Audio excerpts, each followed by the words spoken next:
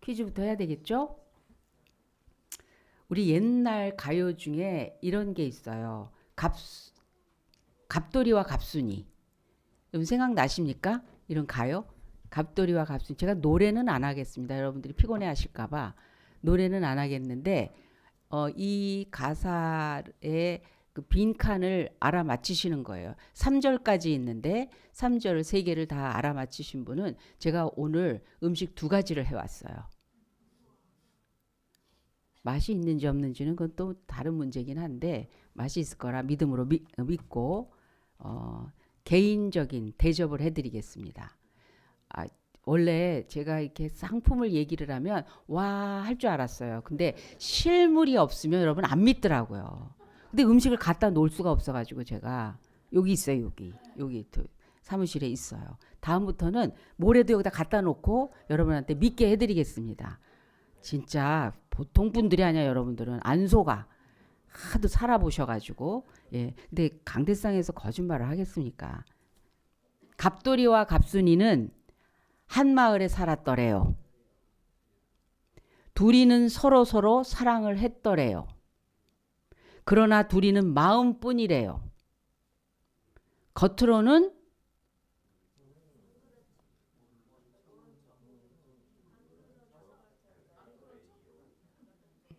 네, 지금 헷갈리고 있습니다. 예. 1절 겉으로는 어쩌고 저쩌고 했더래요.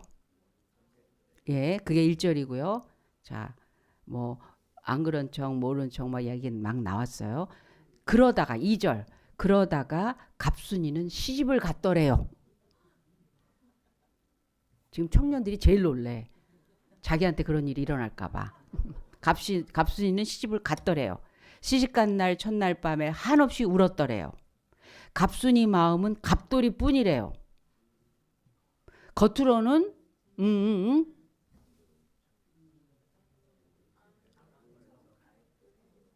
예, 뭐 척은 척인데 어쨌든 뭐 모르는 척도 있고 안 그런 척도 있고 막 그래요.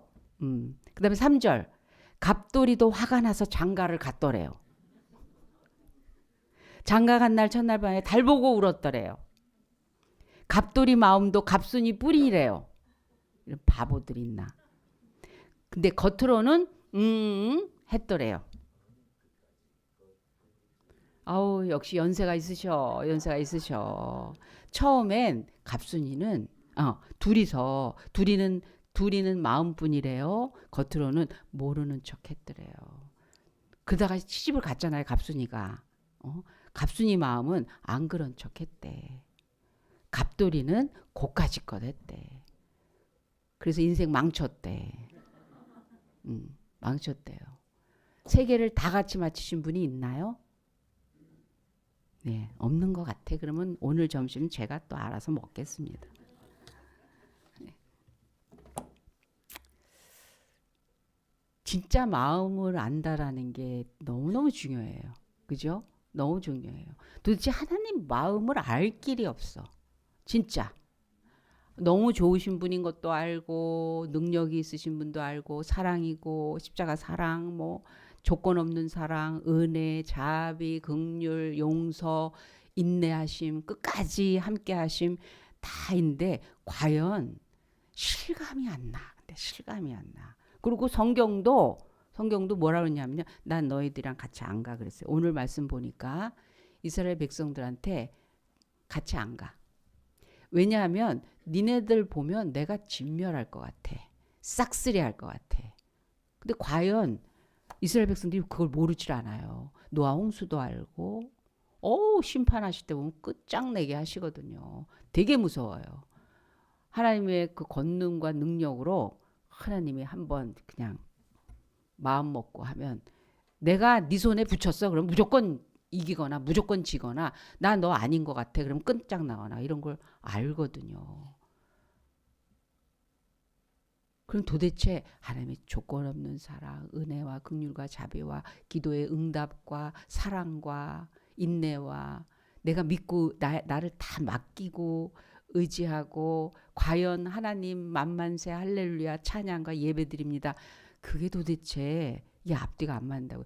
진짜 살아보면 신앙생활 하다 보면 하나님 진짜 너무하신 것 같아.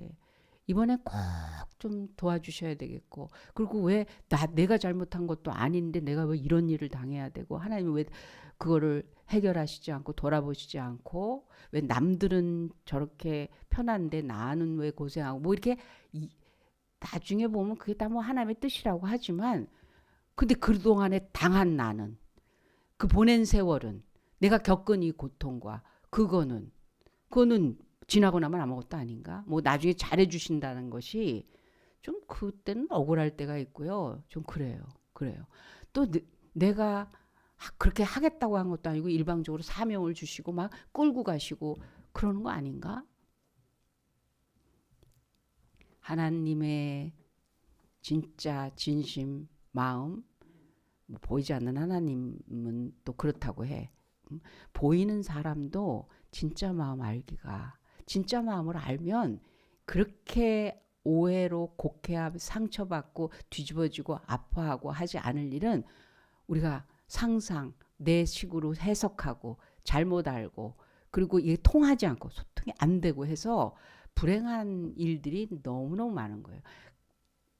바로 매일매일 보는 사람인데도 그 진심을 아나요? 내 진심을 알아요? 아내가 남편의 진심을 아나요? 남편이 아내의 진심을 아나요? 서로 아니래. 내 마음을 나처럼 생각하는 사람이 하나라도 있으면 그나마 조금 마음이 조금 가벼워지지 않을까요? 마음 몰라. 우린 진심을 한다는 게 그렇게 쉽지가 않아요. 말하지 않았는데, 내가 그거를 직접 이렇게 겪어보지 않았는데 그걸 알아챈다는 게 사람 쉽지 않아요. 더군다나 하나님 마음, 하나님 말씀을 또 그렇게 막 어떨 때 무섭고 잔인하게 하시거든요. 이사야서에서 1장에 보면요, 니네들이 손을 내밀지라도 내가 잡아주지 않을 거며 너희들이 간구할지라도 난 응답하지 않겠다고 아예 하나님의 그 이름을 걸고 선포까지 하셨다고요. 이스라엘 백성들 돌아보지 않겠다는 거예요. 왜? 니네들 손에 피가 묻혀 있기 때문에. 그 피 묻은 손으로 나한테 손을 내밀어 안 잡아줄 거야. 기도 아무래도 안 들. 기도 응답 못 받는, 그리고 하나님이 버려진, 법궤도 빼앗기고, 뭐 보면 하나님 가차 없어요. 그 이스라엘 백성들을 기껏 애굽에서 끌고 나오실 때 이건 완전히 최상의 대우를 해주시는 거예요.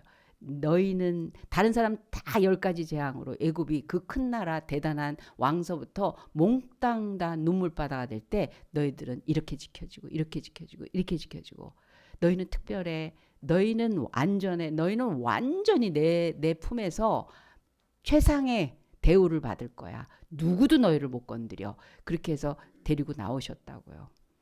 근데 어느 순간에 또 좀 잘못할 수도 있지. 조금 좀 흔들리고 받거나 좀 모자르죠. 약점도 있고 단점도 있으니까. 그랬더니 같이 안 가.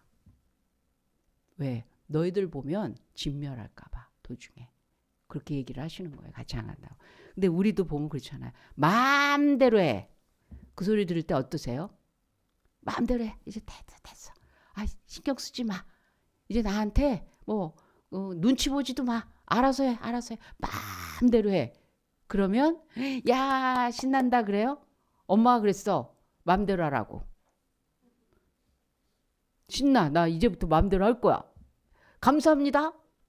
그리고 이제부터 막 가출을 하고 학교도 안 가고 뭐 각자 알아서 삽시다. 그럼 그래, 나는 내가 벌어서 하고 너는 너가 알아서 하고 나 신경 안 쓴다. 특별하지 안 한다. 아, 이제야 자유다. 하나님 나에게 은혜를 주셨네. 이러니까 마음대로 해. 그거는 굉장히 위험하고 두렵고 긴장되고 그래. 그래서 이스라엘 백성도 쫄아가지고 아무것도 안 하고 가만히 있었어요. 지금 마음대로 하고 싶어서 막 불평하고 막 짜증내고 하나님 왜 이러십니까? 막 이렇게 해야 됩니다. 막 그랬던 이스라엘 백성들이 그래, 마음대로 해. 그래, 내가 신경 안 쓸게. 니네들 옆에서 잔소리하고 뭐 이래라 저래라 해야 되고 뭐 야단해야 되고 그거 너희들 너무 불행하구나. 나도 힘들다 이제.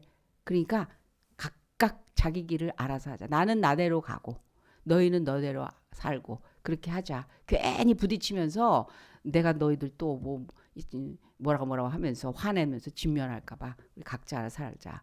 그랬더니 오히려 이스라엘 백성들은 꼼짝부터 가만히 이렇게 얼어가지고 있었다 그랬어요. 진심을 알고 쪼는 거예요. 아니면 이제 진짜 마음 때문에 어떻게 해보겠다고 하는 거예요.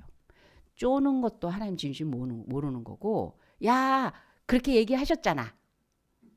나한테 그렇게 하라고 했잖아. 마음대로 하래. 이러고 마음대로 하는 것도 그거 모르는 거예요.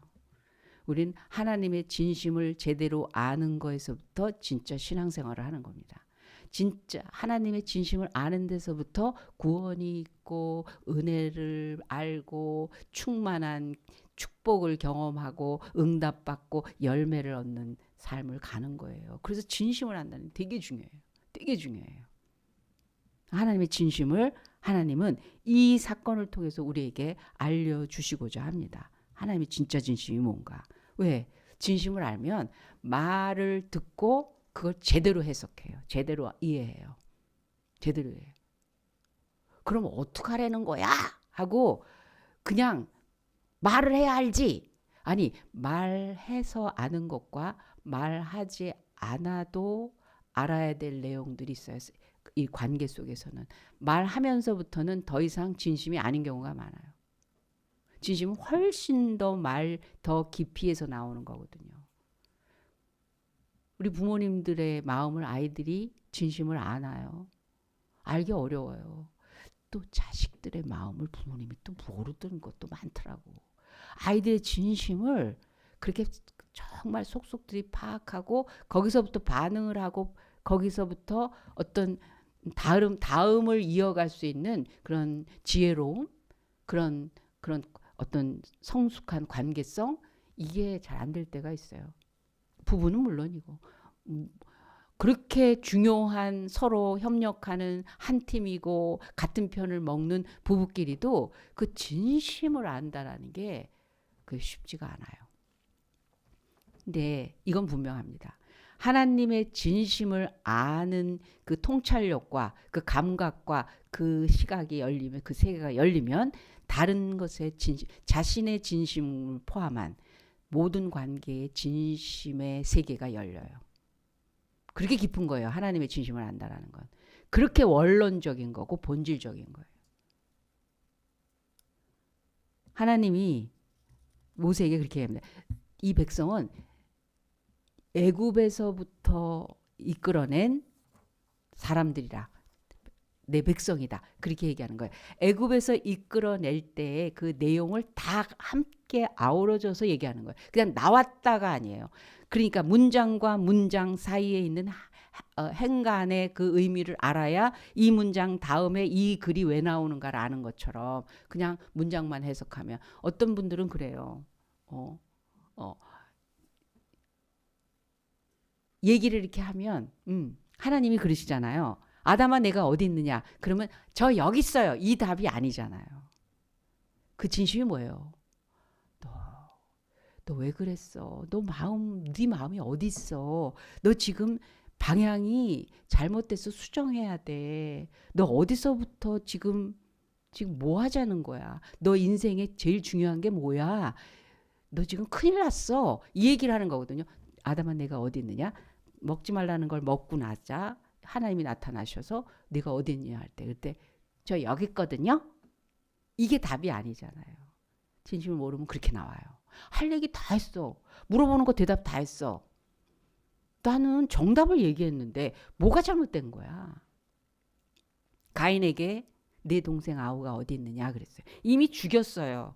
죽인 애한테 동생을 죽인 형한테 와서 내 동생이 어디 있느냐 그럴 때 어디 있는 거를 물어보는 게 아니잖아요.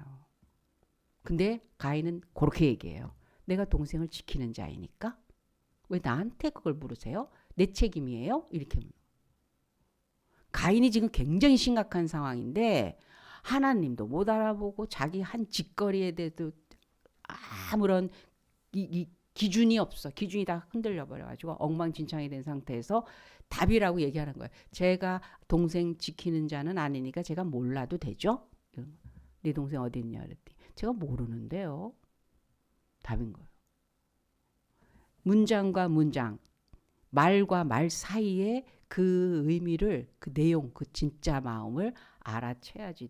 이게 그 다음에 진짜 정답, 그 다음에 당연히 생명의 길이요, 축복의 길이요, 회복의 길이요, 참된 길이요, 이걸로 갈 수가 있는 거예요. 애굽에서 나왔다고 할 때 그 특별 사랑을 받고 이제 그 존재 가치가 노예였다가 야 신난다고 풀어나는 어떤 자유로운 인간의 어, 스타일, 라이프 스타일을 지금 하나님이 따로 구별해 주셨다는 게 아니라 존재 가치가 달라져서 누가 먹이고 입히고 살리고 그리고 대우해 주시고 그리고 그 주제가 얼마나 귀한 존재인가에 대해서 이제 완전히 바뀌어지는 걸 얘기하시는 건데, 애굽에서 구해낸 내 백성이라고 할 땐요, 그 백성의 자리나 마음가짐은 완전히 왕이라고요. 난 누구야 하는 게 다르다고요. 노예였다가 못 먹은 거 좀 먹어볼래요. 응? 못 입은 거 입어볼래요. 내가 못 가져본 거 가져볼래요. 나도 이제는 조금 좀 그렇게 누려볼래요 하는 주제하고 완전히 다른 거예요. 통치하고 다스리고 내가 지금 할 수 있다 없다에 연연해 하는 사람이 아니라고. 난 이제 어떻게 살 건가에 대한 뭐 꿈과 계획과 섭리가 막 가뜩이 네가 언제부터 이렇게 됐어? 너 주제가 원래 노예였잖아. 그거와 상관없는 존재가 되는 그걸 찾아야 되는데 계속 불평과 원망은 도대체 언제까지 여기 이렇게 있어야 되고 뭐 이것밖에 못 먹고 뭐 거기 가봤자 우리는 못 살 거고 뭐 이런 생각을 하니까 하나님께서 그래 같이 안 갈게 그러는 거예요. 나 너랑 같이 안 갈게. 그 마음대로 살아. 근데 그런 말씀 하실 때 그 행간의 내용을 보면 너무 기가 막혀. 하나님의 진심은요 너희들 너 싫어. 나 너 상관없어. 나 너 미워. 이제 너랑 나랑은 아무 사이가 아니야.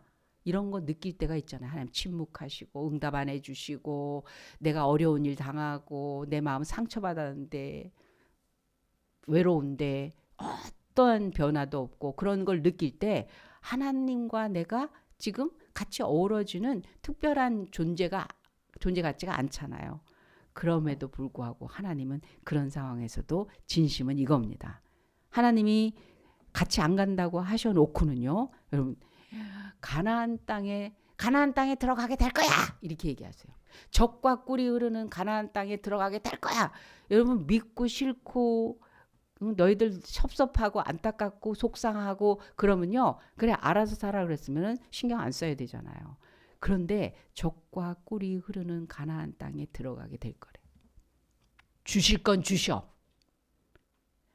하나님이 안 그런 척 하는 것 같은데도 하나님의 진심은 나 다 준다. 나희들 다 준다. 그러는 거예요. 아멘도 안 해. 돼봐야 알지 그냥. 응? 주셔야 알지. 아니에요.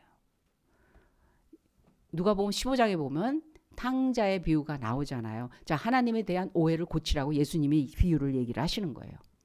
이스라엘 사람들이 하나님에 대한 오해가 굉장히 깊었어요. 율법을 지켜가지고 어떻게 하나님 사랑 구걸해 보려고 막 난리치는 걸 보고 우리 하나님은 이런 아버지야 라고 오해를 고쳐주면서 탕자의 비유를 얘기를 하십니다. 이 탕자는 아버지가 아직 죽지도 않았는데 유산 상속 미리 해주세요 갖고 돈을 달라고 해서 나가는 거예요. 이 집구석 나 아들이라고 생각하지 마시고 아들 그러지만 마시고 돈을 줘서 내가 좀 살아보고 싶은 삶을 좀 살게 해주세요. 권리만 가지고 요구를 하는 거예요. 미울까요? 안 미울까요?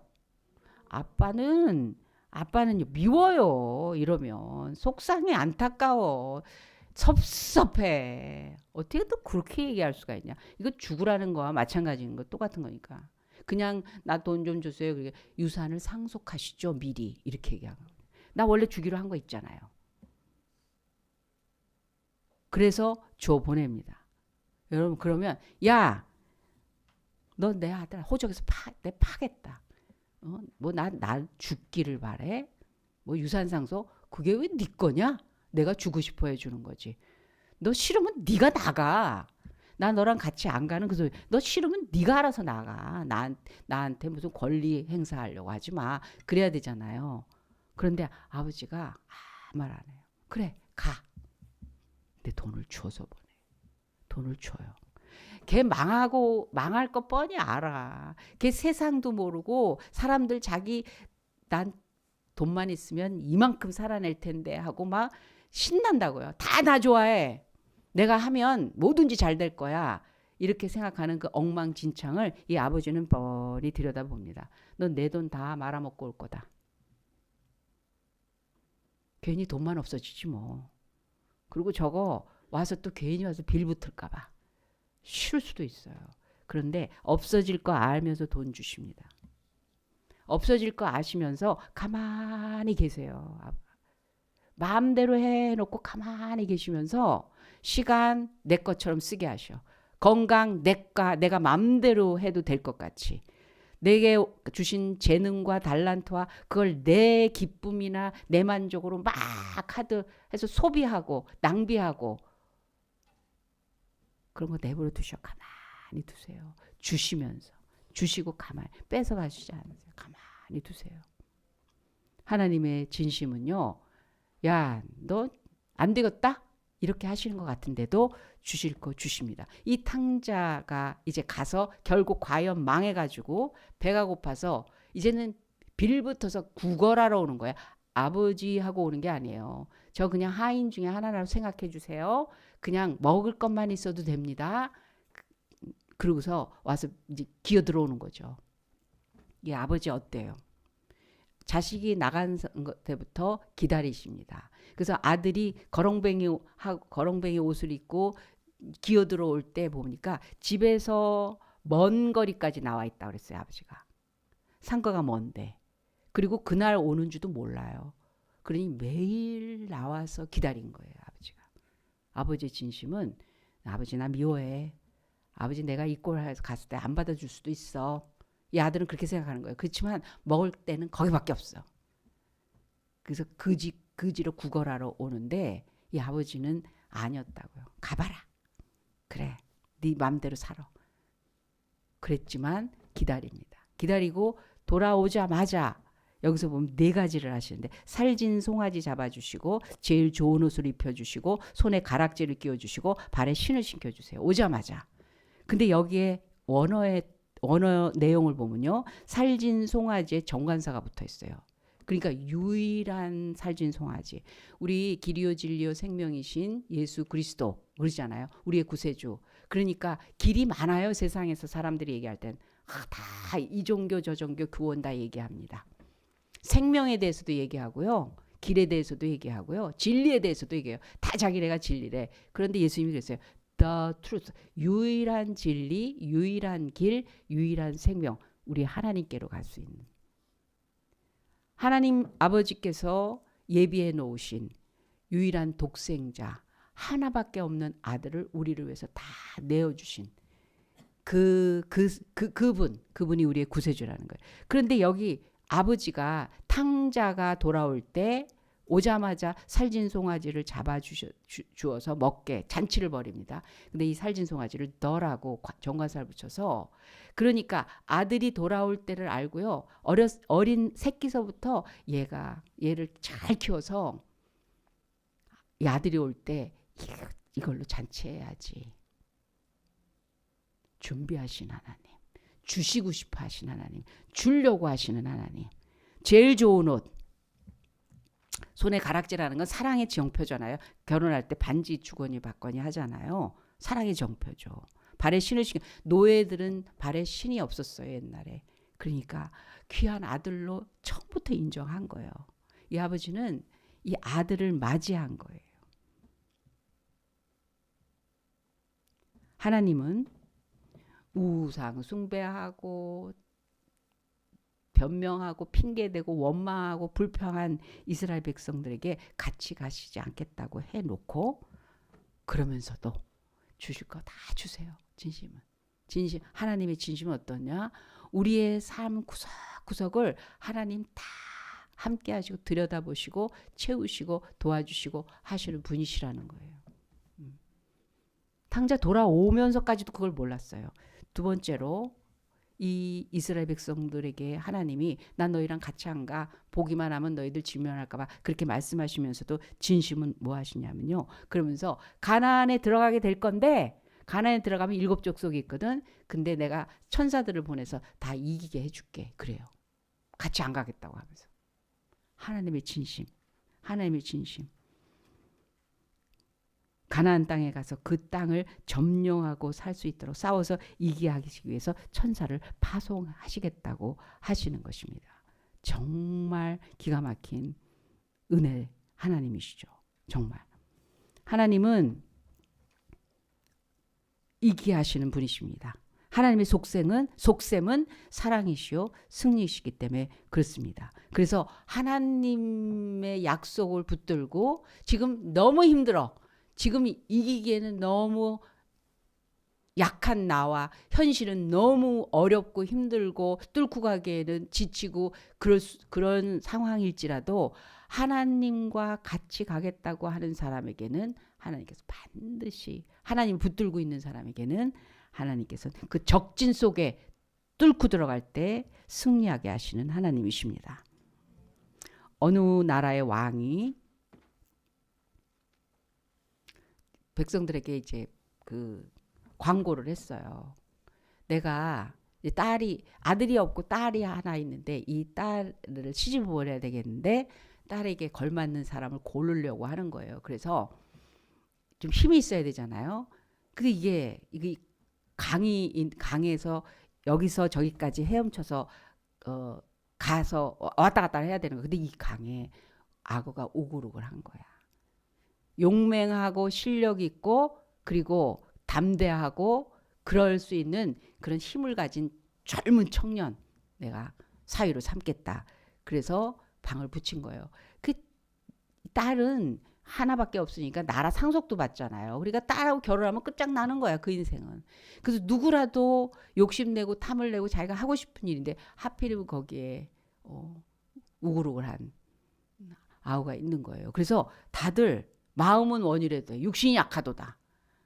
그래서 시작을 못하고 이렇게 했는데 어떤 청년이 그냥 확 뛰어들어서 막 헤엄을 치고 이게 성공을 한 거예요. 그랬더니 이럴 수가.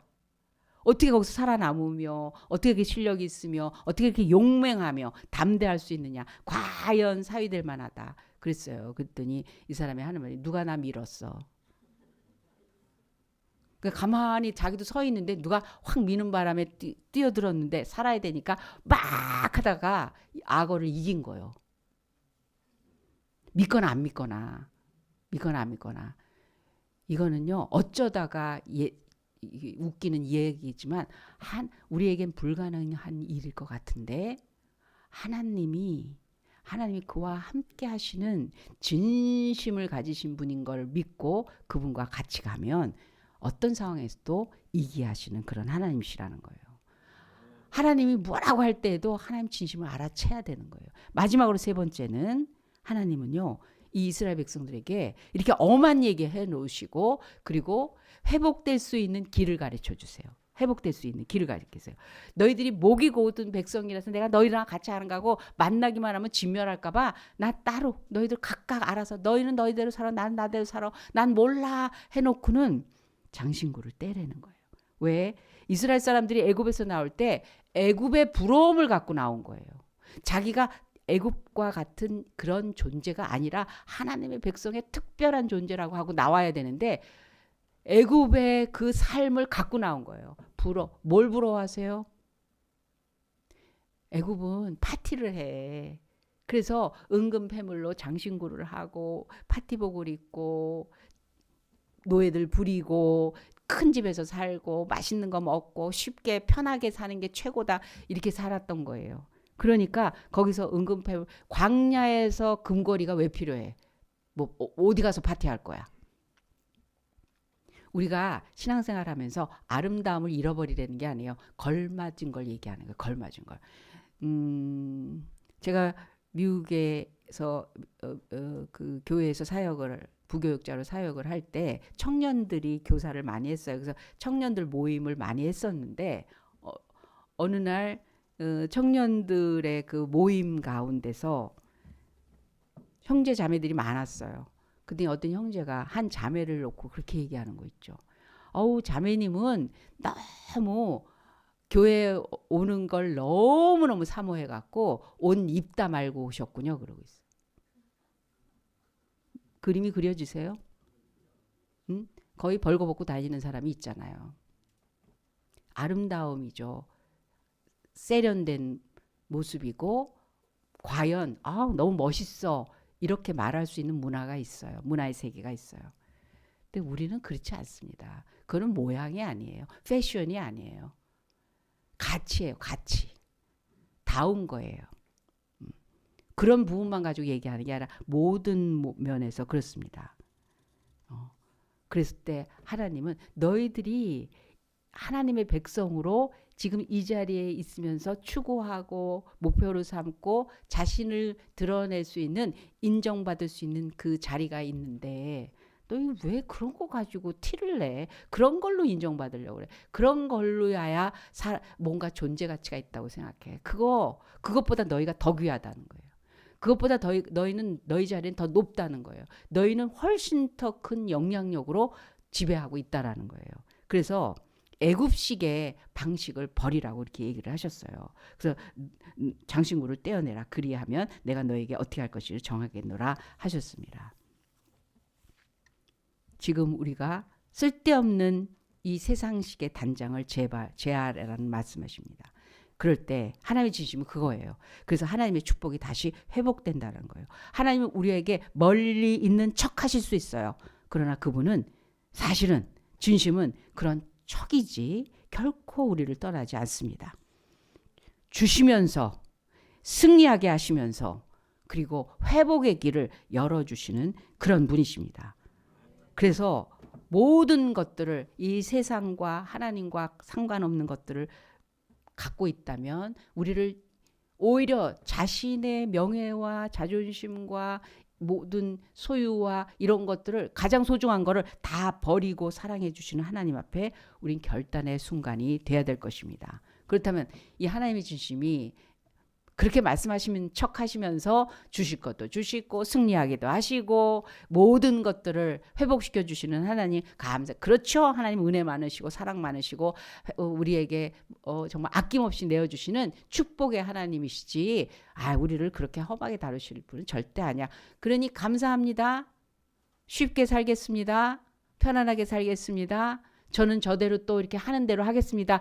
그렇지 않은 거예요. 진심을 알면요. 달라져요. 마음 고쳐먹습니다.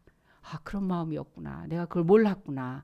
아버지의 마음이 그러셨군요. 저한테 돈을 주고 알아서 살아 이제부터. 이런 게 내가 이렇게 해서 돌아올 걸 알고 준비하고 계셨군요. 나를 아들로 회복시키시려고 그랬던 거군요. 나 지금 아들 되겠습니다. 나 아버지 마음 가지고 살겠습니다. 아버지처럼 저 그렇게 성숙한 깊은 사랑의 마음 가지고 나도 내 자식을 기르겠습니다. 아버지에게 배운 대로 살겠습니다. 아버지 닮고 싶습니다. 아버지의 훈계와 꾸지람을 저는 정말 소중한 가르침으로 그리고 아버지 안색 살피면서 살겠습니다. 지금 누리는 거 당연한 게 아니라는 거를 이제 알겠습니다. 모든 것들이 감사요 그리고 소중한 기회라는 거를 알겠습니다. 아버지의 말씀과 뜻을 받들 것입니다. 이렇게 살지 않겠습니까? 여러분 진심을 갖고 산다는 것과 진심을 알아챈다라는 건요. 우리의 삶의 모든 것들을 훨씬 더 높은 수준으로 성숙하며 더 아름다운 것으로 더 완전한 것으로 만들어가는 그런 힘이 될 것입니다. 하나님의 진심을 알아 그 사랑의 깊이와 높이와 넓이와 길이를 채운 것으로 우리가 삶을 돌아보면 우리 현실에서 일어나고 있는 모든 관계와 되어져야 될 일들도 하나님이 하시는 것처럼 우리에게 성공과 승리와 회복 그리고 만족의 길로 하나님께서 바꿔 주실 것입니다. 하나님의 진심을 충만히 아시는 저와 여러분 되시기 바랍니다. 기도하겠습니다. 하나님 아버지 감사합니다. 하나님의 진심은 우리에게 어떠한 것인지 아버지 우리가 그런 것으로 감각이 활짝 열리길 바랍니다. 우리의 눈이 귀와 우리의 가슴의 마음과 우리 속의 그 내면들이 하나님의 진심을 환영하며 그것으로 가득 채워지는 그런 우리 자신들이 되기를 간절히 소망하고 결단합니다. 헛된 것과 허상과 그리고 인간 속에서 나오는 것들이 아닌 하나님의 속에서 나온 것들로 살게 하여 주시옵소서. 그것으로 사람들과 함께하며 사랑하며 그리고 방향을 붙잡고 가며 하나님의 닮아가며 하나님의 뜻으로 채워지는 온전한 저희들의 인생으로 진정한 축복 가운데 살아가는 저희들 되게 하여 주시옵소서. 감사하며 예수님의 이름으로 기도합니다. 아멘. 지금은 우리 구주 예수 그리스도의 은혜와 살아계신 하나님 아버지의 극진하신 사랑 많으심과 성령 하나님의 감화 감동 역사하시며 하나님의 진심을 알게 하시는 그 능력이 오늘 하나님 앞에 예배하며 그 무엇보다도 하나님의 진심을 알아들일 수 있는 그런 심령으로 변화되고 성장하기로 작정한 이브의 머리 위에 그 가정과 하는 일 위에 지금부터 영혼까지 함께 하실지어다. 아멘.